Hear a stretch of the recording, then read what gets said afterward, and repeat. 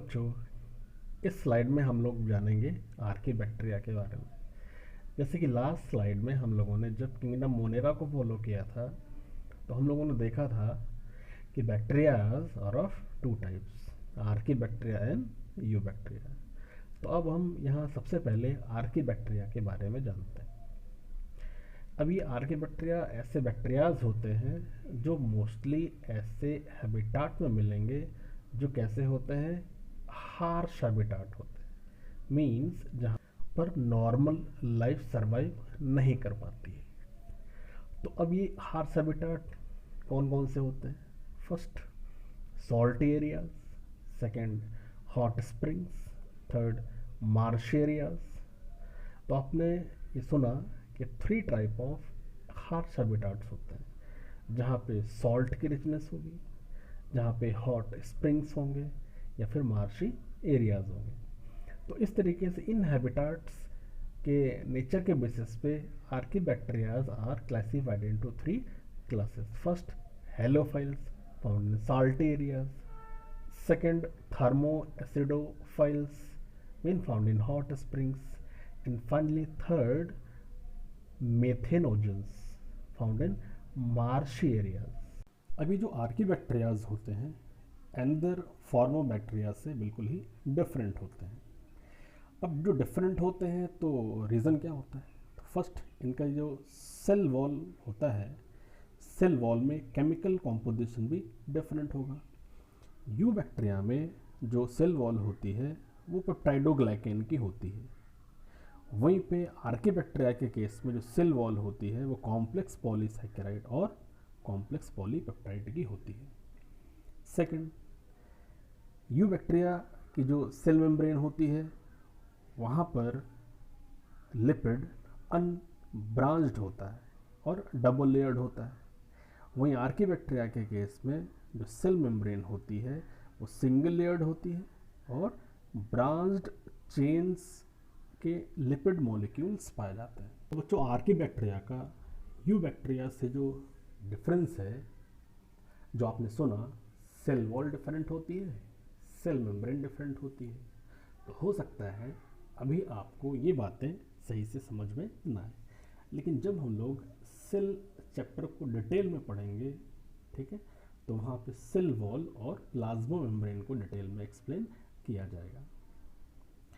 तो यहाँ पे हम लोगों ने देखा आर्कीबैक्टीरिया डिफरेंट होता है यू बैक्टीरिया से, और यही रीज़न होता है कि आर्कीबैक्टीरियाज हार्श हैबिटाट में भी सरवाइव कर जाते हैं।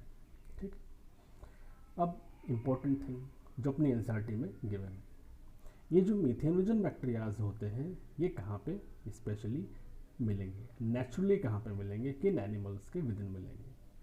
तो जहाँ तक एनिमल्स की बात है, वो एनिमल्स जो रूमिनेंट होते हैं, रूमिनेंट मीन जो सेलुलोज को कंप्लीटली डाइजेस्ट नहीं कर पाते हैं सेल्फ, तो उन एनिमल्स में ये बैक्टीरियाज सेलुलोज को डाइजेस्ट करने में हेल्पफुल होते हैं, और इनकी प्रेजेंस कहाँ पे होती है? गट के विद इन होती है, जिसके कारण they are responsible for the production of methane gas. ठीक है ना, ये मीथेन गैस का प्रोडक्शन करते हैं from the Dang of these animals. बच्चों, आर्कीबैक्टीरिया के बाद अब हम लोग जानेंगे यू बैक्टीरिया के रेफरेंस में। तो जहाँ तक यू बैक्टीरिया की बात है, तो इनका एक दूसरा नेम भी होता है जिसे बोलते हैं true bacterias. Eu bacterias are also called true bacterias. अब इनका जो इंपॉर्टेंट कैरेक्टर होता है वो क्या होता है? Presence of rigid cell wall, rigid cell wall. और अगर ये मोटाइल होंगे तो इनके पास प्रेजेंस होगी फ्लैजेलम की। साथ ही ये जो यू बैक्टीरियाज होते हैं, इनका एक इम्पॉर्टेंट फीचर ये भी होता है कि ये एटमॉस्फेरिक नाइट्रोजन को फिक्स करते हैं, और एटमॉस्फेरिक नाइट्रोजन को फिक्स करने की जो प्रॉपर्टी होती है एक स्पेसिफिक सेल के थ्रू होती है, जिसका नेम होता है हेट्रोसिस्ट। तो अपनी एनसीईआरटी में आप चेक करेंगे, हेट्रोसिस्ट का इमेज नॉस्टॉक जैसे ब्लू ग्रीन एल्गी के थ्रू दिखाया गया है। वेरी वेरी इंपॉर्टेंट इमेज इस इमेज को ज़रूर आप अपनी एनसीईआरटी से फॉलो कर लें। वैसे इस पेज में अगर आप ध्यान से देखो तो लाइंस के बैकग्राउंड पर नॉस्टॉक का इमेज बना हुआ है, तो सिमिलर इमेज आपको एनसीईआरटी में मिल जाएगा। तो नॉस्टॉक और एनाबेना ऐसे यू बैक्टीरियाज होते हैं, ऐसे ब्लू ग्रीन एल्गीज होते हैं जिनमें नाइट्रोजन को फिक्स करने की प्रॉपर्टी होती है, और वो भी किसके थ्रू होती है, एक स्पेसिफिक सेल के थ्रू जिसको बोलते हैं हेटेरोसिस्ट। अब एक इम्पोर्टेंट रोल, और ये नाइट्रोजन, फास्फोरस, आयरन और सल्फर का भी क्या करते हैं, रिसाइकलिंग करते हैं। अब जहाँ तक हेट्रोट्रॉफिक बैक्टीरिया की बात करते हैं तो ये नेचर में मोस्ट अबंडेंट होते हैं, और इनकी जो इम्पोर्टेंट जो सिग्निफिकेंस होती है वो क्या होती है, डीकम्पोजर के तरीके से वर्क करना।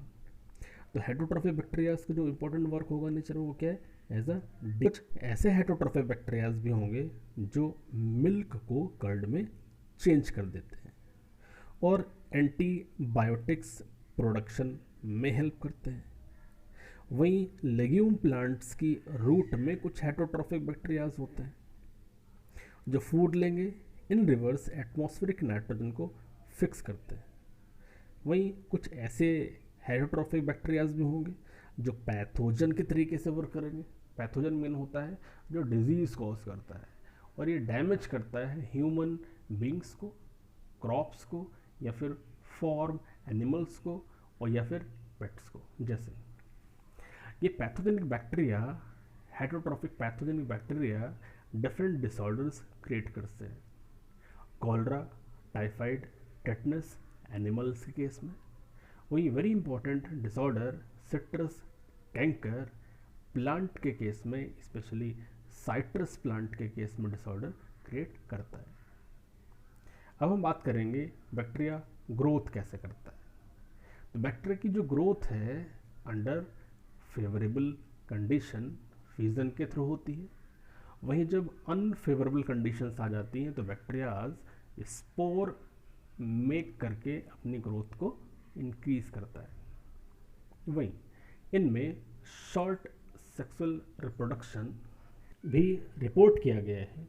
और वैसे तो यू बैक्टीरियाज की बात करते हैं तो इनमें सेक्सुअल रिप्रोडक्शन एब्सेंट होता है क्योंकि गैमेट्स बनते नहीं हैं, लेकिन फिर भी इसे false type of sexual reproduction कह सकते हैं। रीज़न क्या होता है, क्योंकि इनमें जेनेटिक कैरेक्टर का जो ट्रांसफ़र है वो डीएनए की हेल्प से होता है, इसलिए इस सेक्सुअल रिप्रोडक्शन को हम जेनेटिक रिकॉम्बिनेशन भी कह सकते हैं। स्लाइड को बच्चों फॉलो करने के लिए बहुत बहुत धन्यवाद, थैंक यू सो मच। अपने कमेंट्स लिखना या अपने कमेंट्स बताना ना भूलें।